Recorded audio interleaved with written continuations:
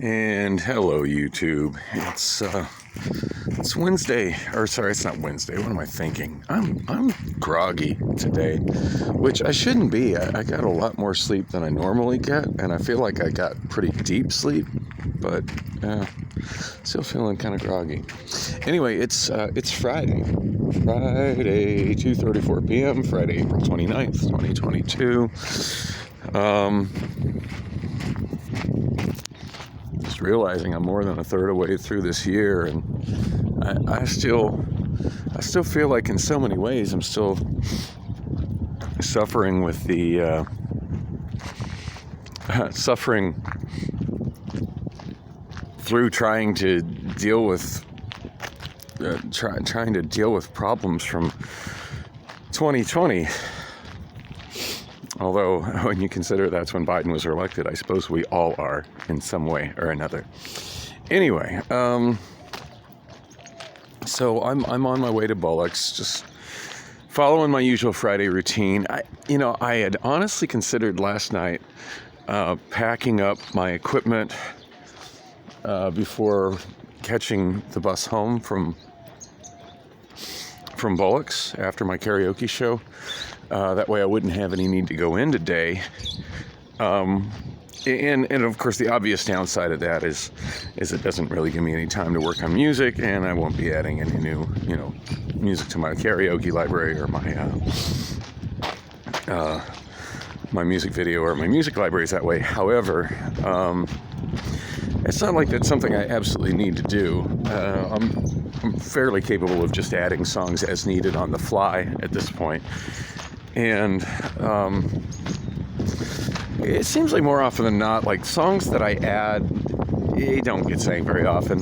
Whereas the songs that people ask for are songs that I absolutely, there's songs that people ask for and I get it, and I get them for them.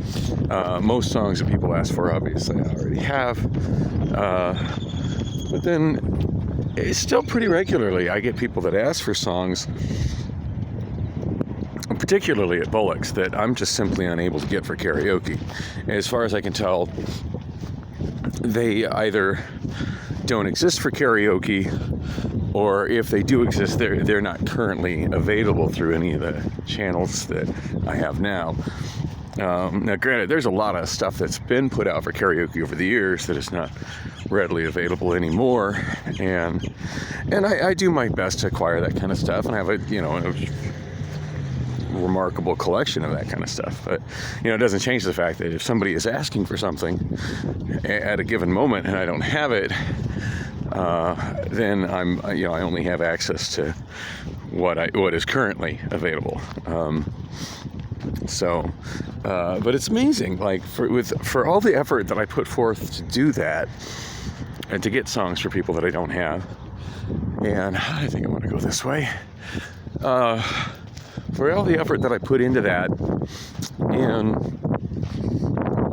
especially considering that most karaoke DJs don't put any effort into that at all, it's amazing how shitty people will still treat me when I tell them that song's not available for karaoke.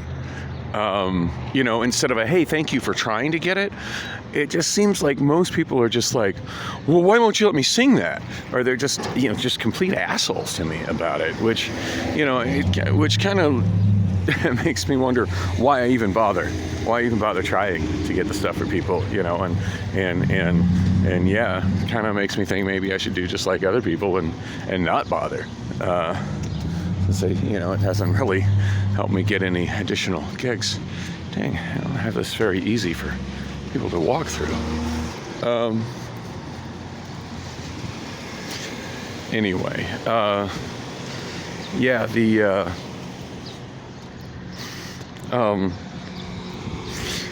had, and of course the other thing that's out there that I, is when people ask, well, hey, do you have this, do you have that? And I'm like, I have about 40,000 different songs. I'm not sure, but you can check the website.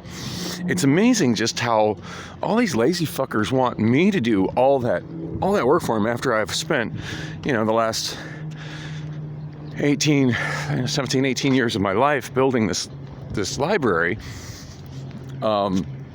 expect me to to immediately drop what I'm doing and which I'm doing a lot, to find if a given song is currently available in my library, and if not, if I can find it just immediately while they're standing there. Like, really? If you want to see if it's currently available, you can check my website, and it's amazing. Like, I've got a website that is very easy to use on any kind of mobile phone, even a super shitty one.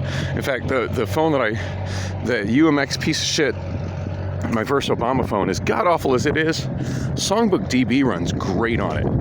I can do it in a web browser, but the actual Songbook DB app works fabulous on it, because there's really not much to it. It's just text. But yeah, it's amazing. Like, so many people absolutely can't be bothered to look up if this random obscure song that they want to sing is available in my library, but boy, they can sure take the effort to chew me out because I wasn't able to find it. Where's the fucking thanks and appreciation?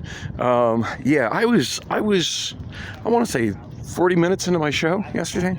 Well, maybe not 40 minutes into the show. It's probably more than an hour into the show, but because I started a half hour late because there was just stuff playing on the jukebox, and I was super tired and just didn't feel like, as tired as I was, I'm like, I'm just sit here and let the jukebox play as long as the bartenders can leave it playing and not have me start. And then I probably had, I want to say maybe 30-40 minutes where I just was DJing and doing it pretty low impact. So again, that was, I would say maybe 20-30 minutes after singers were actively putting in songs, where this guy just was a complete fucking dick to me. It started with, he just walked up and laid a karaoke slip down on my mic receiver, and then laid a karaoke slip, which reminds me, I didn't have the mic receiver that I took to the multimillionaires party last weekend with me, so I had to make it through the show without that mic, which sucked. We should totally be bringing that with me right now, and I'm not walking back home to get that. Oh God, I hope I remember it next week. Anyway, so yeah, dude puts his slip on the mic receiver, doesn't speak to me whatsoever, because had he spoke to me, I would have looked at his slip. And it does say, by the way, on my books, right on the cover of every one, that you need to hand your slip. It doesn't say you need to speak to me, but I think that's kind of something you should be able to get out of the subtext. But it does say on it, you need to hand it to the karaoke DJ, not his keyboard or table. In other words, put it in my fucking hand. Say, hey, I'm handing this to you. There needs to be an exchange there. I look at it as the equivalent of payment. When I'm at a store and I pay for something, there needs to be an active exchange of currency for goods. I can't just grab something and know, yeah, this is like $1, and just lay $1 on the counter and walk the fuck out. That's still generally considered shoplifting. And I can't expect that if I owe somebody $1, that if I just walk near where they are and just lay that $1 down and walk off, I can't just assume that they got that $1. But it's funny how people will make that assumption with a karaoke slip. Anyway, this guy just sat the slip down, walked off. I did not see him. I may have seen him, but I didn't see him as in cognitively get a look of, okay, that slip came from that guy with that face. In fact, I wasn't even sure if it was a guy or a woman. I just saw a slip sitting on my mic receiver, wasn't sure where it came from. It had an artist on it, it had a title on it, it had no name. Even if it had a name, without that person actually actively giving me the slip, I don't know what person connects with that name. I don't know who that name is. So anyway, I just simply sat it aside, which is what I do in those. And I feel like everybody's been given adequate notice, because it does say, what is needed to sign up for karaoke on the karaoke books. That, write down the artist and the title and your name. That's actually printed on all the. I have that in text on all the screens most of the time as well. And it also says, to give it to the karaoke host, not to his table or keyboard. In other words, if I'm not there, you can't just leave it there. You need to find me, or you need to wait till I come back. And if I'm busy, you need to wait until I'm not busy and can accept it from you. If you can't do those things, you don't want to sing that bad. Because honestly, all those things need to happen first before I'm going to find the time to get your song up and put you in anyway. So, yes, I get the slip that doesn't have a name on it. And that alone was kind of annoying, but I just, just like, well, I just sat it aside on my table with my stuff. So right as I'm starting to sing my song, this fool starts yelling at me. Hey, what about blah, blah, blah? Oh, yeah, your slip, you didn't put your name on it. You need to put your name on it.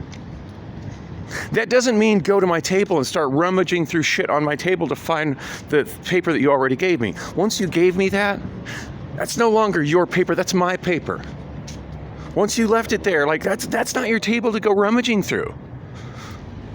It's just not. Like, do people not understand that's rude? Do they not have any home training? Do they not realize you're invading my personal space? Like, if I think there's something at the table that you are currently sitting on where your stuff is at, what's the courteous thing to do? Ask, hey, have you seen that there? Or just start rummaging through people's shit. Anyway, that guy pissed me off so much, I just about packed up my shit and quit. It was just, and I did actually stop my song. I didn't finish my song because the guy was just running like just such an ass and called me the N-word. That N-word called me the N-word. Yeah. Put that in your pipe and smoke it. Anyway, I'm at the grocery store at Fry's. I need to go in here. My Amazon bag is over at Bullock's, and I've got a hell of a headache right now, so I just need to get some headache pills here. I'm not going to make it all the way there without it.